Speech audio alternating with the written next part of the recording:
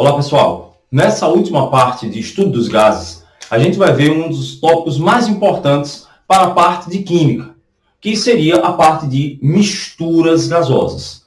Muita gente tem muita dificuldade e creio eu que essa dificuldade vai se dar principalmente porque a pessoa termina querendo decorar as fórmulas, principalmente no cálculo das pressões parciais.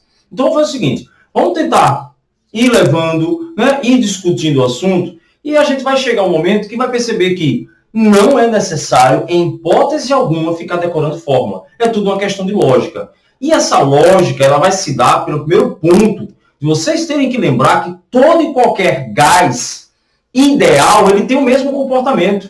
Então esse, na verdade, vai ser o famoso spoiler já do assunto. Então, esse é o primeiro ponto, ou o ponto principal chave para que você entenda perfeitamente o assunto, ou o tópico misturas gasosas. Então, vamos lá para esse spoiler rapidinho. Se eu acabei de dizer que todo e qualquer gás ideal tem o mesmo comportamento, se você está misturando gás carbônico e oxigênio, vamos imaginar assim, 6 mols de gás carbônico e 4 mols de oxigênio. Se eu misturar 6 mols de um, 4 de outro, ou colocar apenas 10 mols de nitrogênio, eu vou ter a mesma coisa. Por quê? Porque a pressão dentro de um sistema, idealmente, não depende do tipo de gás. Lembra nas discussões passadas que a gente viu que realmente isso não deveria acontecer, porque mesmo sendo um gás, quando eles se colidissem, ia ter um pouco de atração, e cada gás teria sua atração. Mas idealmente não. Todo gás é igual. Então, tanto faz eu colocar 6 de gás carbônico e 4 de oxigênio aqui dentro, misturando, ou colocar 10 de nitrogênio. É a mesma coisa. Você percebe, então, que a pressão aqui dentro vai ser proporcional à quantidade de matéria, independendo do tipo de gás. Percebeu? Mas vamos lá. Então, vou fazer o seguinte. Faz de conta que eu coloque aqui dentro desse recipiente, e aí eu tenho que chamar a atenção de vocês. Nesse caso, o volume aqui ele está constante, e a temperatura também está constante. Se eu chegar aqui e colocar 6 mols de um gás qualquer, 1, 2, 3, 4, 5, 6. 6 mols de um gás qualquer. Vou chamar esse gás aqui de um gás hipotético A. Pronto. Como é que eu calcularia a pressão desse gás? Claro que eu não estou misturando. Vamos lá. Como é que eu calcularia a pressão desse gás? Eu pegaria aqui a pressão, a pressão do gás aí, o chamado gás A, é inversamente proporcional ao volume, diretamente proporcional ao número de mols que existe de A, vezes R, vezes T. Se não fosse A, fosse B, a mesma coisa. A pressão é diretamente proporcional ao número de mols, já que volume e temperatura aqui são constantes. Tranquilo? Pronto, bora. Eu agora vou colocar um outro gás, não misturar. Vou colocar outro gás. Que gás? Nem me interessa. Por que não interessa? Porque idealmente todos são iguais. Então lá vai eu. 1, 2, 3, 4. 4 mols de um gás B. Então eu estou colocando aqui um outro gás. Vou chamar aqui agora de um gás B qualquer. E quero saber agora a pressão total nesse meu sistema. Bora, vamos raciocinar comigo. Se, redundantemente, eu estou dizendo que não me interessa quem é A e quem é B, eu posso dizer de maneira bem tranquila que a minha pressão total agora aí dentro, a volume constante, vai ser o número de mols de A mais o número de mols de B vezes R vezes T.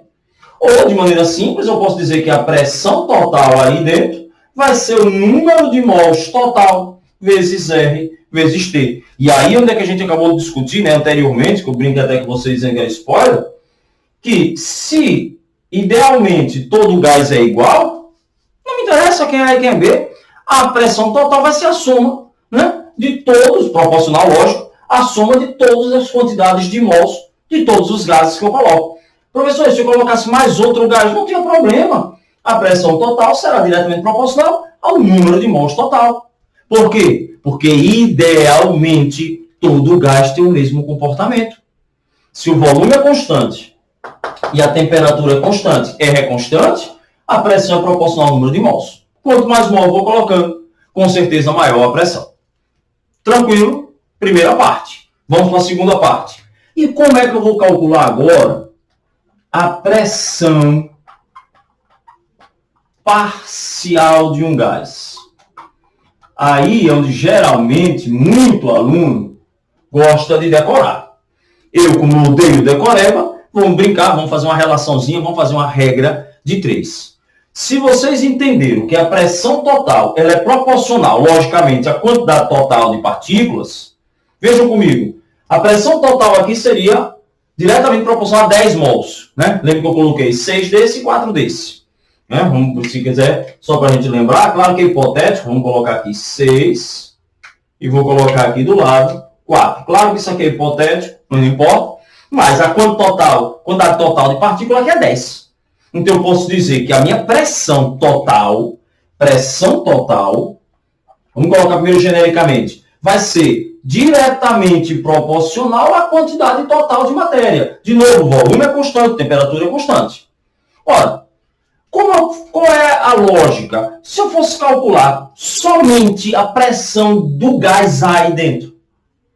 Ora, vamos parar para pensar. Se a pressão total é proporcional ao todo, a pressão do gás A ela é proporcional à sua quantidade de matéria. Então eu posso dizer que a pressão do gás A é diretamente proporcional à quantidade de matéria do gás A. Não é lógico? Nesse caso aí, eu poderia dizer que a pressão desse gás A é 60% do todo. Se o todo é 10 e eu tenho 6, de todo que eu tenho, 60% é proveniente do A. Olha que fácil. Já no gás B eu teria 40%. Não é? Então, basta fazer regra de 3. Se eu sei a pressão total, eu posso dizer que a pressão total é diretamente proporcional ao número de mols total. Então, a pressão de cada gás A é proporcional à sua quantidade de matéria. Tem gente que pega isso aqui e transforma em fórmula. Eu odeio. Se quiser, fique à vontade. Quem seria, então, a pressão parcial de A? Vamos botar. Está multiplicando, então vai ser N de A vezes a pressão total sobre N total. Pessoal, vamos relembrar? Quem é o número de mols de A sobre o número de mols total? Isso aí tem uma expressãozinha, né, de concentração em química que a gente conhece isso como fração em mols. Fração em mols. Então eu posso dizer que a pressão parcial de um gás A é a fração em mols de um gás A da pressão total. Eu não uso fórmula, eu faço por regra de 3. Mas vamos lá, vamos ver a lógica. Né? Quanto maior a fração em mols de A, maior será a sua pressão parcial. Lógico. Nesse caso, e aí às vezes a pergunta do vestibular nem dá para você fazer a relação, digamos, a pressão total é de 20 atm. A pressão de A aqui nunca poderia ser menor do que 10.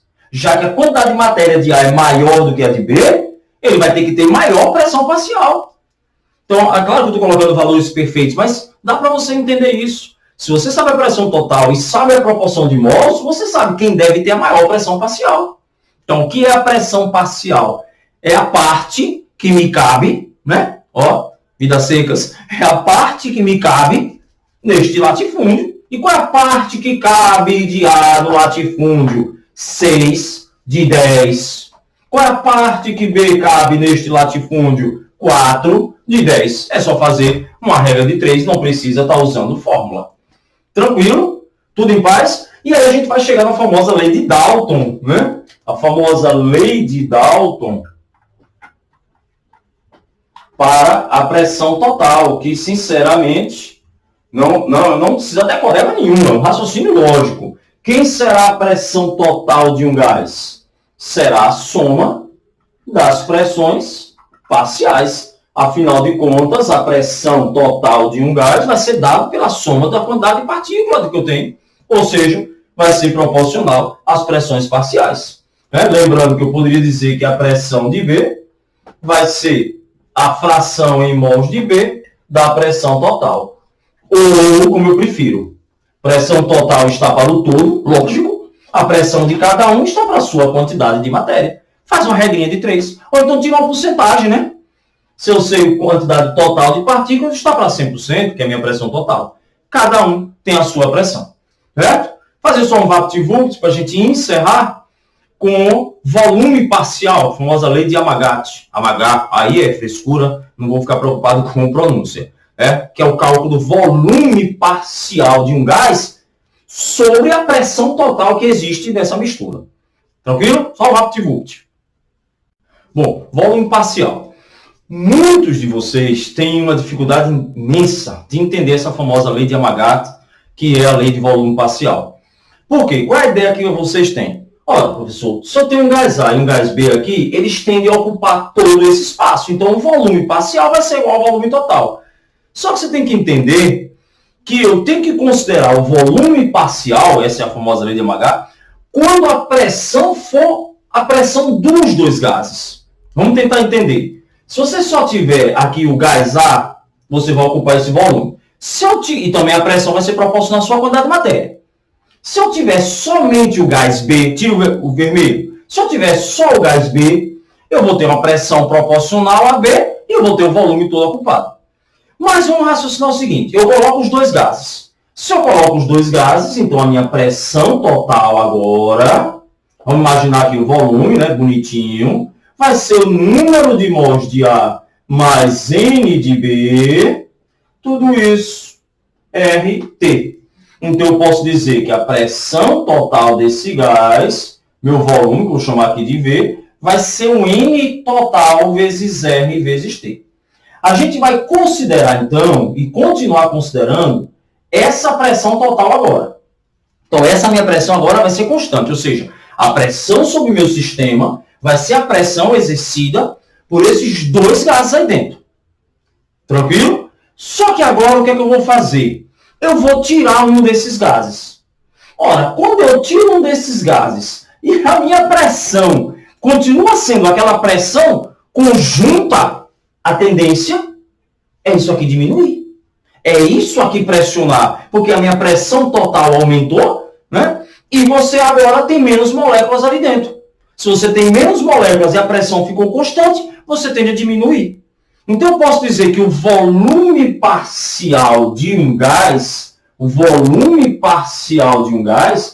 é diretamente proporcional à sua quantidade de matéria, de novo, em função da total, do volume total. Professor, eu não gostei muito dessa dedução. Vamos tentar visualizar melhor? Vamos. Você tem aqui um volume qualquer, né? E dentro desse volume, dentro desse recipiente aqui, vou chamar aqui de volume X, né? A uma temperatura constante, eu coloco dois gases. Vou botar aqui, de novo, ó, 6 mols de A, 4 mols de B. Então, vamos lá, vamos raciocinar. A minha pressão total é proporcional a 10 mols. 10 mols. Ficou claro? A minha pressão total é 10 mols. Então, eu continuo agora com esta pressão de 10 mols, proporcional a 10 mols, logo não existe pressão de 10 mols, proporcional a 10 mols, né? E agora, eu tiro A desse sistema. Quando você tira A desse sistema e a pressão é maior, quando eu falo maior, ela é maior do que só existir o A internamente, o que é que vai acontecer com esse volume? Esse volume aqui tende a diminuir. Tende a diminuir, porque a minha pressão continua sendo a mesma, vou até colocar para cá, só que você diminuiu o volume. Nesse caso, né, ó, ao diminuir a quantidade de matéria, eu deixei só A, eu passei a ter, então, o quê? Um volume proporcional à minha quantidade de matéria. Se você tirasse A agora, se eu tirasse A, vou botar aqui do lado, ó, esse recipiente, ele ia baixar mais ainda.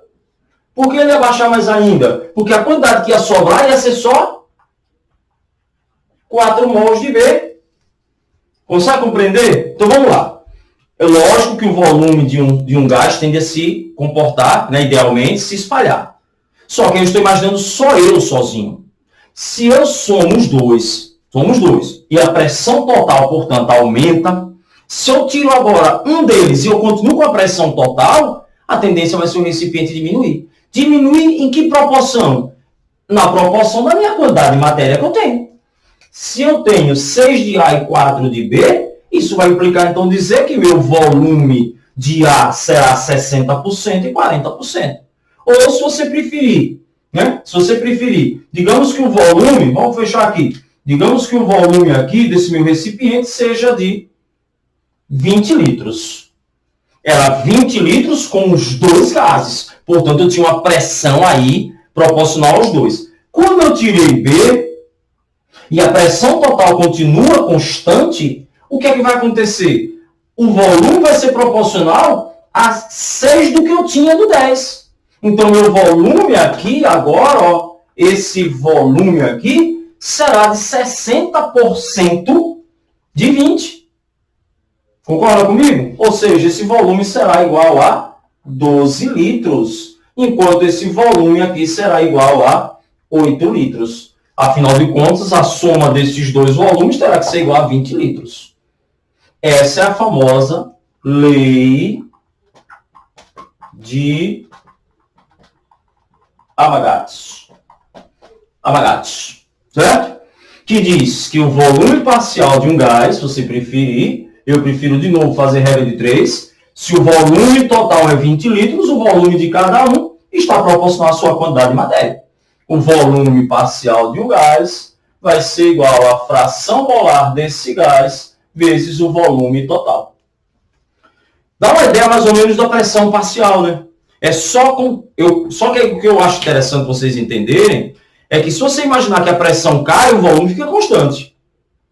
Eu estou aqui com a mistura a um volume. De novo, tem uma pressão aqui grande.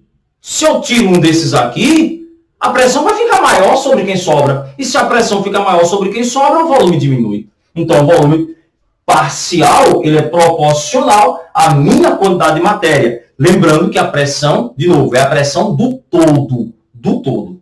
Então, eu tinha 20 litros com 10 mols. Tive uma pressão aqui, né, proporcional a 10. Se eu tiro esses 4, como a pressão continua a mesma, eu diminuo. Ao diminuir, o volume proporcional ao quanto eu deixei e a quanto eu tirei. Essa é a parte de volume parcial dos gases. Certinho, amores?